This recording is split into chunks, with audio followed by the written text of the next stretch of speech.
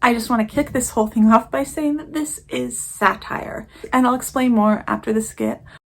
So we really started to notice that something was different about Chloe.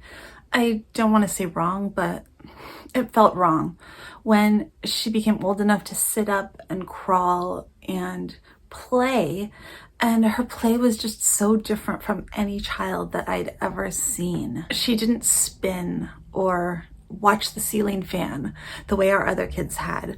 She didn't line things up in rows, and she didn't memorize the names and charge attacks of every Pokemon like her brother had, or the names of every type of tractor by the time she was 18 months old the way her sister had. And then I heard her say that she and her brothers had gone on a wild goose chase. I just knew that something was wrong. Chloe has autism.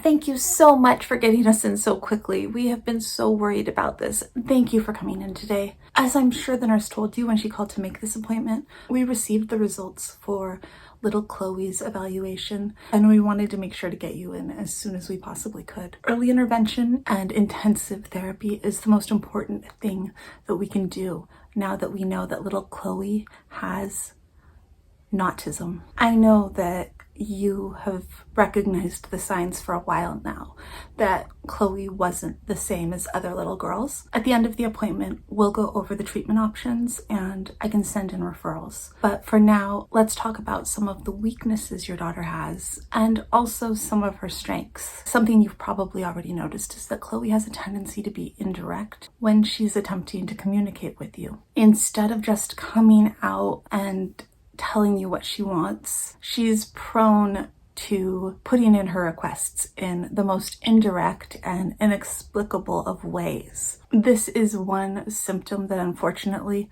only worsens as your child gets older.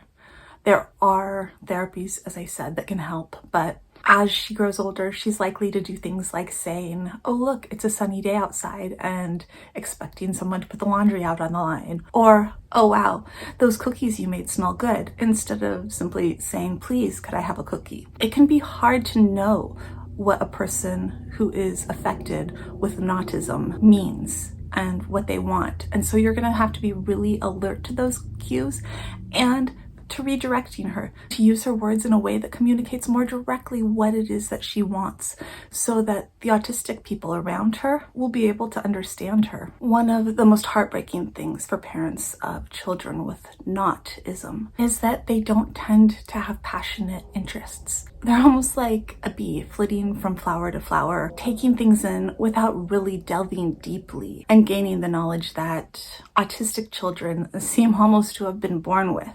They won't be able to memorize long lists of names of every dinosaur, and they certainly won't be able to memorize the names of all the presidents by the time they're 3. Not every autistic child can do that either, but it's far more common that we see these deficits in autistic children. For autistic parents, I often find that this is one of the most upsetting losses that they feel the most keenly. Oftentimes, their autistic child just isn't able to connect through those passionate conversations that we often have about special interests. Your child likely won't info dump, and if they do, the knowledge just won't be as in-depth. I know that it often takes some getting used to these ideas, but believe me, in time, this will seem almost normal to you. One of the most upsetting things that we see in children with autism is that they often stare straight into the eyeballs of the person that they're communicating with. It's almost as if for some reason they think that a person's gaze has to be directed straight at them or the person isn't listening. I know, it's so unnerving, the way that she stares at our eyeballs. Out of everything, I think that's one of the things that really makes it hard for her to make friends at the playground. No one wants to play with a kid who's constantly staring directly into their eyes. It's just so uncomfortable. It can be a barrier at all stages of life, from making friends to job interviews as your child gets older. It's simply something that we find extremely common in children with autism. We have caught Chloe's condition very early, and so there is hope, but it will likely always be her preference to stare a little bit too long into other people's eyeballs, and this will cause people to perceive her as, well, creepy. Something else that I'm sure you have noticed with Chloe is that she isn't very precise with her words. She'll just say something. She doesn't explain to make sure that everyone around her has absolutely understood her intention. This causes a lot of confusion, and again, it's something that we can address in therapy. Another major sign that we see in these children is their unusual stillness. Now, these children, unfortunately, don't seem capable of using movement to focus the way that you or I would.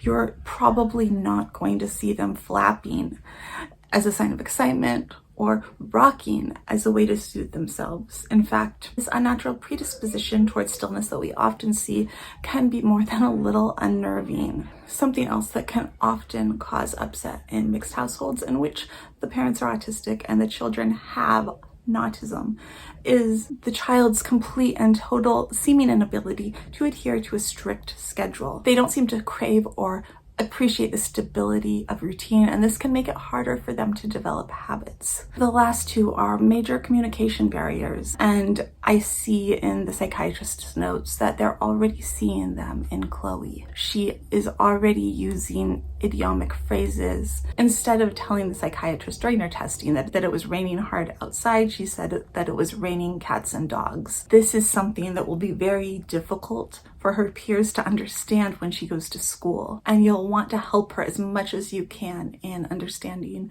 the importance of direct language. Chloe also struggles with small talk. When her evaluator tried to engage her in in-depth conversation, she had a tendency to skate over the surface and talk about things like the weather. She didn't seem to understand that these aren't things that people really care about or want to hear the answers to, and that they aren't really an efficient way of connecting with the person that she is holding a conversation with. Let me check my notes. Those were the key issues that were noted in her evaluation. There's quite a few others, and you'll be leaving here with several copies of the report. Now it's the time to talk about therapy options. The most important thing that you can give Chloe at the moment is enrolling her in intensive therapy. This should be like a full-time job. We have found some marginally effective methods of helping children with autism so that they are almost indistinguishable from their autistic peers. Now, it's very likely that people will always be able to tell that they're a little bit different. Chloe will likely always have problems with staring into people's eyeballs, which can really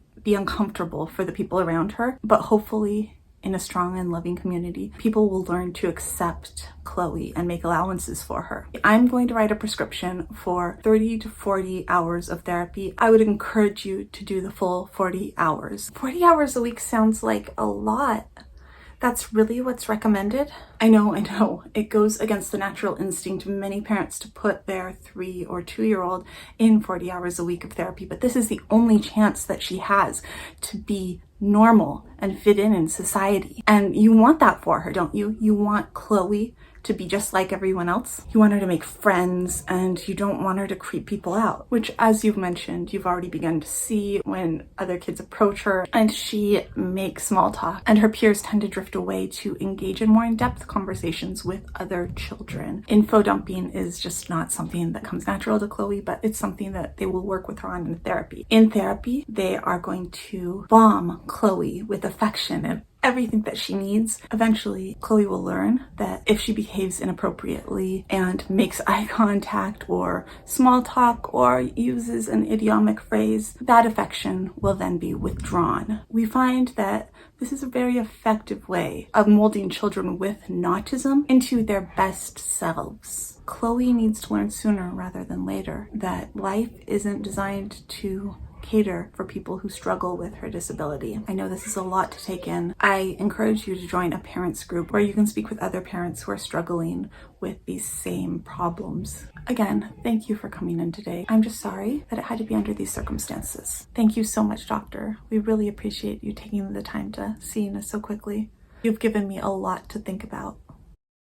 I thought that it would be interesting to point out how using language that pathologizes certain behaviors that aren't inherently harmful is harmful. If we used common autistic differences and we then pathologized the way that neurotypical people often act, it would be interesting to see the results, and that's how I came up with this video. So again, this is satire. I feel like a lot of times these days I see people missing satire and perhaps not even understanding entirely what it is. If you're new here, I am autistic, so is my husband, and so are all of our children. Autism is a disability. I know a lot of people disagree with that, but there are some aspects of being autistic that, while they may not affect everyone equally, absolutely qualify. If you don't feel like that applies to you, that's fine, but I think it's important to understand that for some people it is absolutely disabling, but that doesn't mean we need to pathologize every single part of being autistic.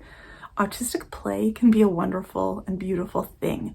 The way that we communicate, it oftentimes works very well for us. And a lot of the communication difficulties we have is just that neurotypical people and autistic people communicate differently a lot of the time, and that leads to misunderstanding. I really just wanted to make the point that not every part of being autistic, not every sign is necessarily a negative thing. Thanks for watching. If you've made it to the end, I would love it if you would hit that like button, or if you hated my video, you can hit the dislike button. It's all interaction, and it tells the YouTube algorithm that this video was interesting.